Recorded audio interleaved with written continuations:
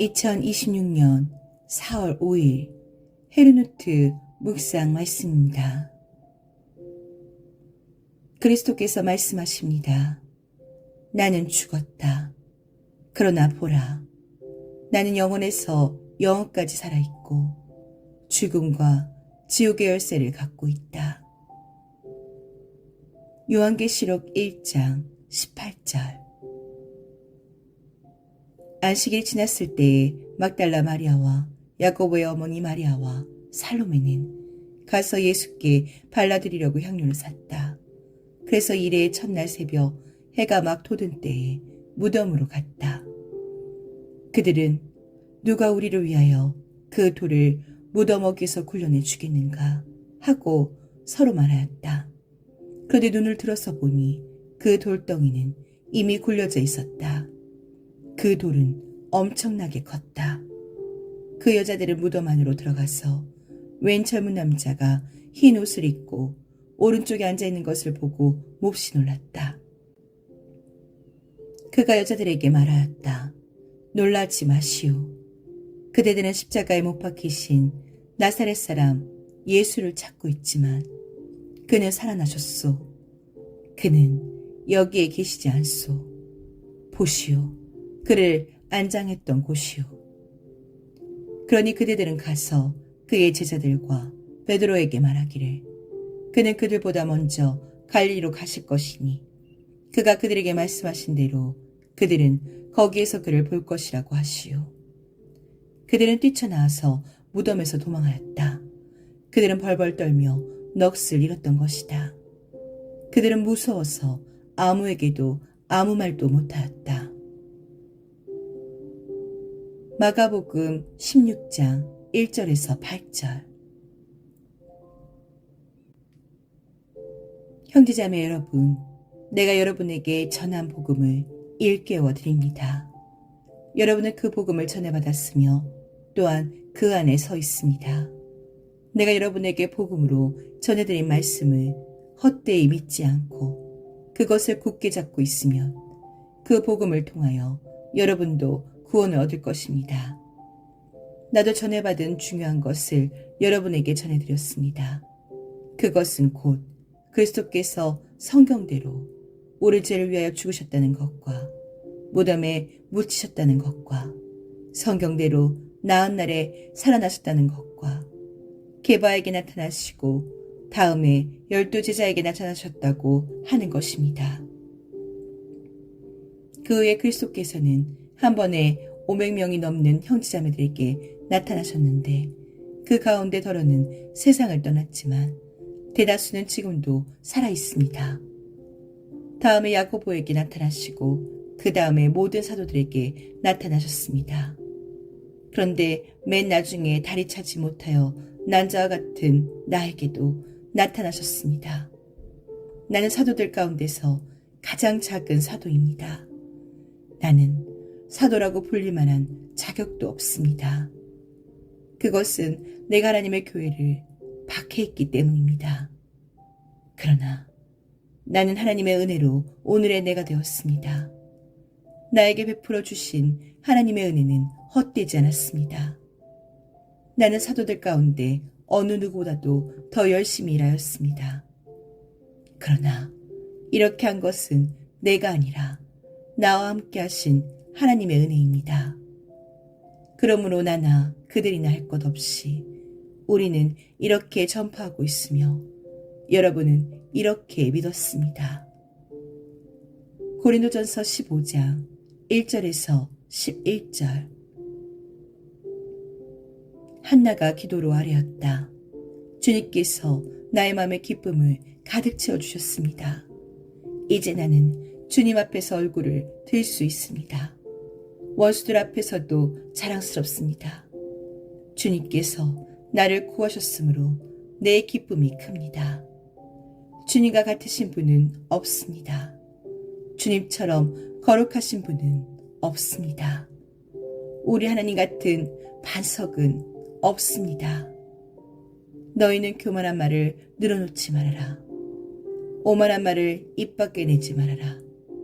참으로 주님은 모든 것을 아시는 하나님이시며 사람이 하는 일을 저울에 달아보시는 분이시다. 용사들의 활은 꺾이나 약한 사람들은 강해진다. 한때 넉넉하게 살던 자들은 먹고 살려고 품을 팔지만 굶주리던 자들은 다시 굶주리지 않는다. 자식을 못 낳던 여인은 7이나 낳지만 아들을 많이 둔 여인은 홀로 남는다. 주님은 사람을 죽이기도 하시고 살리기도 하시며 수월로 내려가게도 하시고 거기에서 다시 돌아오게도 하신다. 주님은 사람을 가난하게도 하시고 부유하게도 하시고 낮추기도 하시고 높이기도 하신다. 가난한 삶을 티끌에서 일으키시며 궁핍한 사람을 거름더미에서 들어 올리셔서 귀한 이들과 한자리에 앉게 하시며 영광스러운 자리에 차지하게 하신다. 이 세상을 떠받치고 있는 기초는 모두 주님의 것이다. 그분이 땅덩어리를 기초 위에 올려놓으셨다. 사무엘상 2장 1절에서 8절. 우리는 또한 하나님을 거짓되이 증언하는 자로 판명될 것입니다.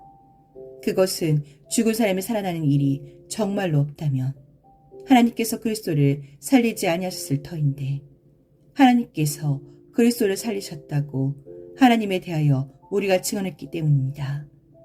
죽은 사람들이 살아나는 일이 없다면 그리스도께서 살아나신 일도 없었을 것입니다. 그리스도께서 살아나지 않으셨다면 여러분의 믿음은 헛된 것이 되고 여러분은 아직도 죄 가운데 있을 것입니다. 그리고 그리스도 안에서 잠든 사람들도 멸망했을 것입니다.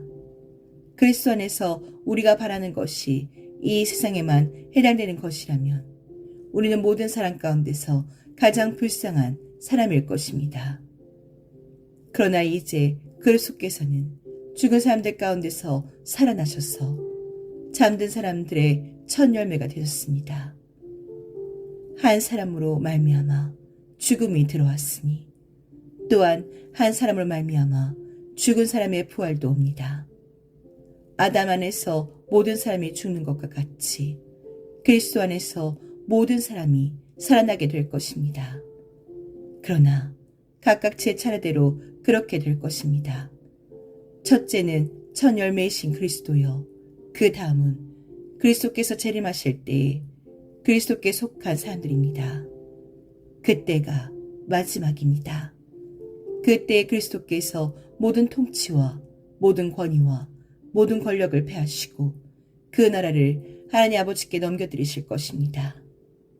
하나님께서 모든 원수를 그리스도의 발 아래에 두실 때까지 그리스도께서 다스리셔야 합니다. 맨 마지막으로 멸망받을 원수는 죽음입니다. 성경에 이르기를 하나님께서 모든 것을 그의 발 아래에 굴복시키셨다 하였습니다. 모든 것을 굴복시켰다고 말할 때에는 모든 것을 그에게 굴복시키신 분은 그 가운데 들어있지 않은 것이 명백합니다. 그러나 모든 것이 하나님께 굴복당할 그때에는 아들까지도 모든 것을 자기에게 굴복시키신 분에게 굴복하실 것입니다. 그래서 하나님은 만유의 주님이 되실 것입니다. 고린도전서 15장 12절에서 28절. 주간의 첫날 이른 새벽에 막달라 사람 마리아가 무덤에 가서 보니 무덤어기를 막은 돌이 이미 옮겨져 있었다. 그래서 그 여자는 시몬 베드로와 예수께서 사랑하시던 그 다른 제자에게 달려가서 말하였다. 누가 주님을 무덤에서 가져갔습니다. 어디에 두었는지 모르겠습니다. 베드로와 그 다른 제자가 나와서 무덤으로 갔다. 둘이 함께 뛰었는데 그 다른 제자가 베드로보다 빨리 달려서 먼저 무덤에 이르렀다. 그런데 그는 몸을 굽혀서 삼배가 놓여 있는 것을 보았으나 안으로 들어가진 않았다. 시몬 베드로도 그를 뒤따라왔다. 그가 무덤 안으로 들어가 보니 삼배가 놓여 있었고 예수의 머리를 싸맸던 수건은 그 삼배와 함께 놓여 있지 않고 한 곳에 따로 개켜 있었다. 그제서야 먼저 무덤에 다다른 그 다른 제자도 들어가서 보고 믿었다. 아직도 그들은 예수께서 죽은 사람들 가운데서 반드시 살아나야 한다는 성경 말씀을 깨닫지 못하였다. 그래서 제자들은 자기들이 있던 곳으로 다시 돌아갔다. 요한복음 20장 1절에서 10절.